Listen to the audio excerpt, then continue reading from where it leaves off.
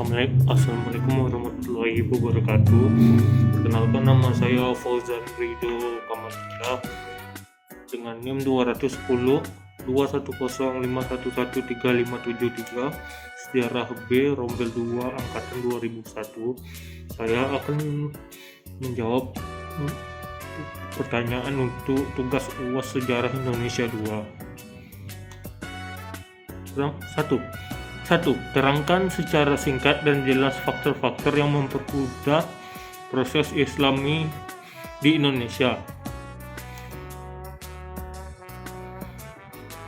Faktor yang pertama ialah tidak adanya paksaan untuk masuk Islam. Dalam penyebaran agama Islam, para penyebar atau para pembawa agama Islam tidak memaksa para penduduk lokal untuk meninggalkan ajaran agama atau hal yang mereka yakini sebelumnya. Hal ini karena memang dalam agama Islam tidak boleh memaksa orang untuk masuk ke dalam agama Islam, dan juga kita hanya berharap bahwa para hal yang disampaikan itu masuk ke dalam hati dan mereka meyakininya. Yang kedua, tidak mengenal sistem kasta. Karena tidak mengenal sistem kasta inilah para rakyat mau menerima agama Islam, karena pada ajaran Hindu mereka sangat kesulitan dalam hidup karena adanya sistem kasta tersebut yang membedakan hak-hak mereka. Yang ketiga, mudah untuk mempelajari agama Islam. Agama Islam itu sangat mudah untuk dipelajari bagi khayal umum. Tidak hanya diperuntukkan bagi seseorang saja, sehingga seluruh masyarakat dapat mempelajarinya. Ajaran agama Islam atau cara beribadah yang mudah untuk dilakukan. Oleh karena itu, dalam memeluk agama Islam, ajarannya cara beribadahnya sangat sederhana dan tidak perlu melakukan ritual seperti yang ada di agama Hindu dan Buddha. Tidak memaksa untuk meninggalkan ajaran sebelumnya, tetapi dinasehati baik atau tidaknya ajaran sebelumnya secara perlahan agar masyarakat lokal tahu apa yang baik dan apa yang benar, sehingga mereka secara sukarela masuk dalam Islam tanpa adanya paksaan. Memadukan kebudayaan lokal dengan nilai-nilai ajaran Islam. Karena cara inilah masyarakat lokal sangat mudah untuk masuk agama Islam, karena mereka itu sangat familiar dengan Islam karena adanya perpaduan kebudayaan lokal dengan nilai-nilai ajaran Islam. Sebutkan dan jelaskan bagaimana perkembangan kerajaan Islam di Indonesia bagian timur. Awal masuknya Islam di Indonesia tidak bersamaan, karena ada beberapa daerah yang sejak dini telah dimasukin Islam dan ada belum pernah dimasuki Islam. Sejarawan Islam berpendapat bahwa Islam pertama kali masuk di Indonesia atau Nusantara pada masa itu di Pulau Sumatera sekitar abad 7 dan 8 Masehi. Sedangkan Islam masuk Jawa dibuktikan dengan ditemukannya Makam Fatimah binti Maimun di Laren, Gresik sekitar tahun 475 Hijriah atau 1082 Masehi. Kedatangan Islam di belahan Nusantara Timur seperti Maluku dan lainnya tidak dapat dipisahkan dari kegiatan perdagangan yang diperkirakan masuk pada abad ke-14 Masehi. Islam tak hanya tumbuh di Jawa dan Sumatera. Jauh di bagian timur Indonesia, Islam juga masuk berkembang pesat. Ternate dan Tidore yang terletak di Maluku Utara merupakan dua kerajaan yang menjadi kunci penyebaran Islam di sana. Maluku pada masa lalu berbeda dengan Ambon. Dalam hikayat Ternate disebut Moloka yang terdiri dari 4 kepulauan, yakni Ternate, Tidore, Jailolo, dan Bacan, yang mana daerah-daerah sini akan yang menjadi kunci penyebaran agama Islam. Pada abad ke-16 di Sulawesi Selatan terdapat beberapa kesultanan, di antaranya Goa, Talo, Bone, Sopeng, Wajo, dan Sindereng. Kesultanan Goa dan Talo bersekutu di tahun 1528 dan menjadi Kesultanan Goa Talo, atau disebut juga sebagai Kesultanan Makassar. Awal mulanya masuk ajaran Islam ke Makassar diperkenalkan oleh Datuk Ribandang, ulama dari Sumatera Barat, pada awal abad ke-16. Hal ini berdampak kepada Raja Goa, Daeman Rabia, memeluk agama Islam dan mengubah namanya menjadi Sultan Alauddin dan Raja Talo. Pada masa itu Kesultanan Makassar berkembang menjadi negara maritim, dan salah satu karya yang dikenal ya perahu layar Lambo dan Pinisi. Puncak kejayaan Kesultanan Makassar terjadi pada Sultan Muhammad Said dan Sultan Hasanuddin yang menyebabkan Islam menjadi berkembang pesat di daerah Sulawesi. Coba jelaskan dan uraikan bagaimana peran Wali Songo dalam penyebaran Islam di Nusantara. Yang pertama, di bidang pendidikan, peran Wali Songo terlihat di bidang pendidikan dengan adanya aktivitas mereka dalam mendirikan pesantren, sebagaimana yang dilakukan oleh Sunan Ampel, Sunan Giri, dan Sunan Bonang. Sunan Ampel mendirikan pesantren di Ampel Denta yang dekat dengan Surabaya, yang sekaligus menjadi pusat penyebaran Islam pertama di Pulau Jawa. Sedangkan Sunan Giri mendirikan pesantren di daerah Giri. Ia mengirim juru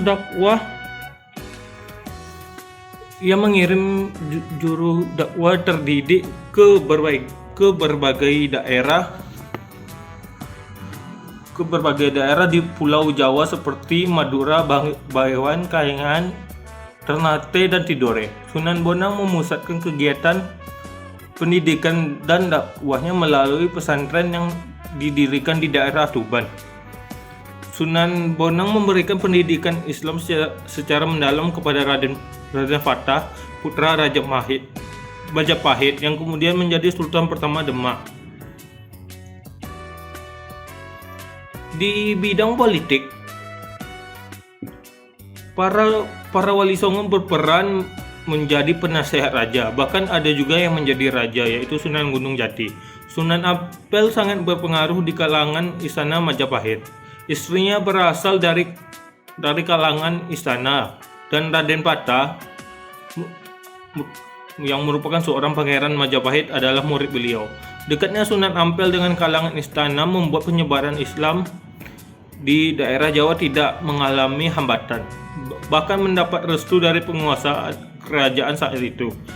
Sunan Giri sering dihubungkan dengan pemberi restu dalam penumbatan raja. Setiap kali muncul masalah penting yang harus diputuskan, wali yang lain selalu menantikan keputusan dan pertimbangannya Sunan Giri. Sunan Kalijaga juga menjadi penasehat Kesultanan Demak Bintoro. Bidang dakwah, sudah jelas peran Wali Songo cukup dominan di bidang dakwah.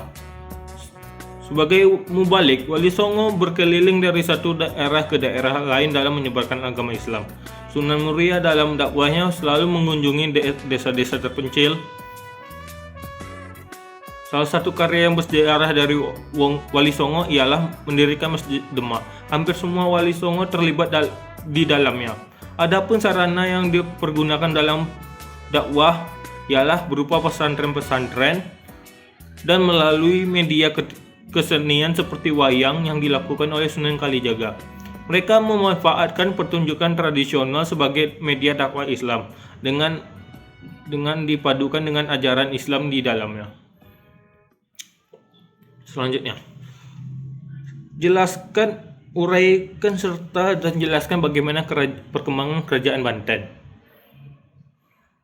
Kerajaan Banten adalah salah satu kerajaan Islam di Pulau Jawa yang pernah menjadi penguasa jalur pelayaran dan perdagangan.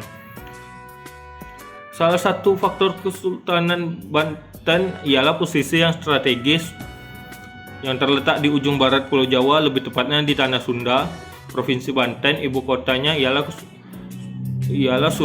Surosowan, Banten Lama, Kota Serang. Kerajaan Banten didirikan oleh Syarif Hidayatullah atau Sunan Gunung Jati pada abad ke-16. Kendati demikian, Sunan Gunung Jati tidak pernah bertindak sebagai raja. Raja pertama Kesultanan dan Banten ialah Sultan Maulana Hasanuddin yang berkuasa antara 1552 hingga 1570 Masehi. Menurut catatan sejarah Banten, Sultan yang berkuasa masih keturunan Nabi Muhammad, sehingga agama Islam benar-benar menjadi pedoman rakyatnya. Meski ajaran Islam mempengaruhi sebagian besar aspek kehidupan, masyarakatnya tetap menjalankan toleransi terhadap pemeluk agama lain. Terlebih lagi banyak orang India, Arab, Cina, Melayu, dan Jawa yang menetap di Banten. Salah satu bukti toleransi beragama ialah pada masa pemerintahan Kesultanan Banten, didirikannya sebuah kelenteng di Pelabuhan Banten pada 1673 Masehi. Banten merupakan penghasil rempah-rempah lada yang menjadi komoditas perdagangan. Pada masa Sultan Maulana Hasanuddin, hal itu dimanfaatkan untuk mengembangkan Banten menjadi bandar perdagangan yang lebih besar. Setelah Maulana Yusuf berkuasa, sektor pertanian juga dikembangkan untuk mendukung perekonomian rakyatnya. Kerajaan Banten berhasil mencapai puncak kejayaan pada masa Sultan Ageng Tirtayasa.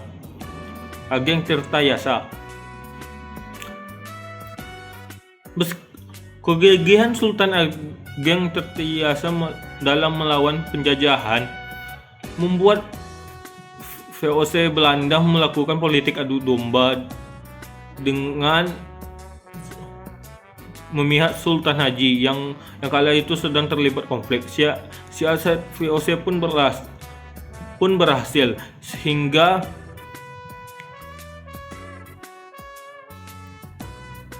Sultan Ageng dilengsarkan dan menyerahkan kekuasaannya kepada putranya Sultan Haji.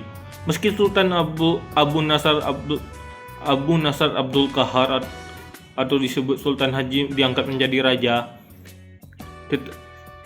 penobatan itu disertai dengan persyaratan yang akhirnya membuat kerajaan Banten dihapus atau dibubarkan oleh pihak Belanda. Uraikan serta jelaskan dengan baik bagaimana tumbuh dan berkembangnya kerajaan Ternate dan Tidore.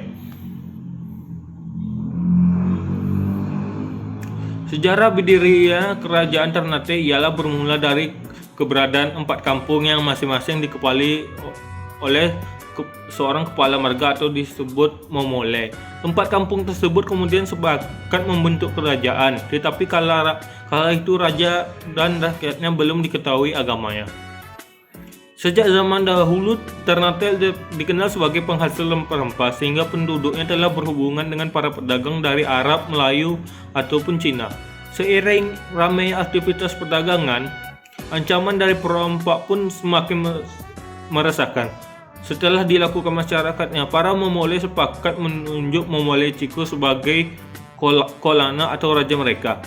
Sejak 1257 Masehi, Momole Ciko resmi menjadi raja pertama kerajaan Ternate dengan gelar Baab Masyur Malamo. Kerajaan ini terletak di Pulau Ternate, Provinsi Maluku Utara. Agama Islam mulai disebarkan di Ternate pada abad ke-14.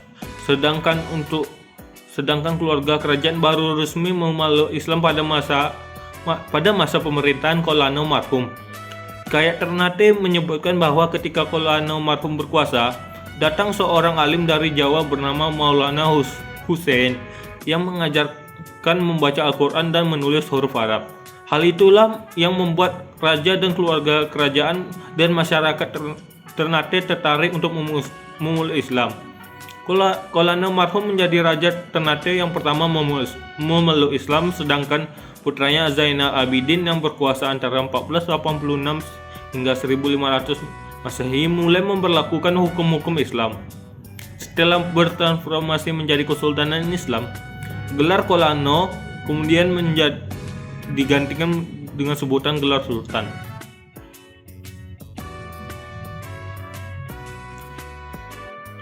Kerajaan Ternate mulai mengalami kemunduran setelah Sultan Babullah wafat pada 1483. Tidak lama kemudian Spanyol berani melakukan serangan dan berhasil merebut benteng Gamulangu pada 1606 Masehi. Hal itu menyebabkan politik kerajaan Ternate semakin kacau hingga VOC datang dan memenangkan melawan persaingan bangsa barat lainnya. Dan hal itu yang membuat kerajaan Ternate runtuh pada akhir abad ke-17, yang mana kerajaan Ternate sepenuhnya berada di bawah kendali VOC.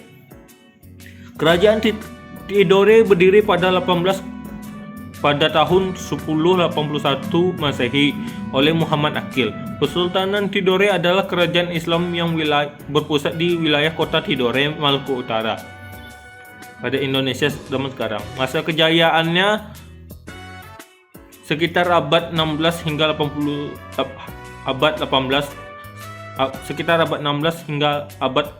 Masehi. Kerajaan ini menguasai sebagian besar Pulau Halmahera Selatan, Pulau Buru, Pulau Seram, dan banyak pulau-pulau pesisir Papua Barat. Tahun 1521, Sultan Mansur dari Tidore menerima Spanyol sebagai sekutu untuk mengimbangi kekuatan Kesultanan Ternate yang bersaing, yang mana Ternate bersekutu dengan Portugal. Setelah mundurnya Spanyol dari wilayah tersebut pada 1663 Masehi karena perjanjian Tordesillas 1494, Tidore menjadi salah satu kerajaan paling merdeka di wilayah Maluku, terutama di bawah kepemimpinan Sultan Saifuddin.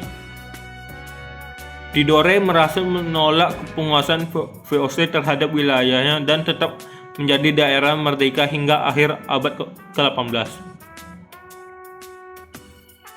Kesultanan Tidore terkenal dengan rempah-rempahnya seperti di daerah Maluku. Sebagai penghasil rempah-rempah, Tidore banyak didatangi oleh bangsa-bangsa Eropa. Bangsa Eropa yang datang ke Maluku adalah antara lain Portugis, Spanyol, dan Belanda. Kemunduran Kesultanan Tidore disebabkan karena politik adu domba dengan Kesultanan Ternate yang dilakukan oleh bangsa asing, yaitu Spanyol dan Portugis, yang bertujuan untuk memonopoli daerah penghasil rempah-rempah tersebut. Setelah Sultan Tidore dan Sultan Ternate sadar bahwa mereka telah diadu domba oleh pihak Barat, mereka kemudian bersatu dan berhasil mengusir Portugal dan Spanyol keluar Kepulauan Maluku. Namun kemenangan tersebut tidak bertahan lama sebab VOC yang dibentuk Belanda menguasai perdagangan rempah-rempah di Maluku, berhasil menaklukkan Ternate dengan strategi dan tata kerja yang teratur, rapi, dan terkontrol dalam bentuk organisasi yang kuat. Sekian yang saya dapat sampaikan. Mohon maaf bila ada kesalahan dan kekurangan. Terima kasih. Assalamualaikum warahmatullahi wabarakatuh.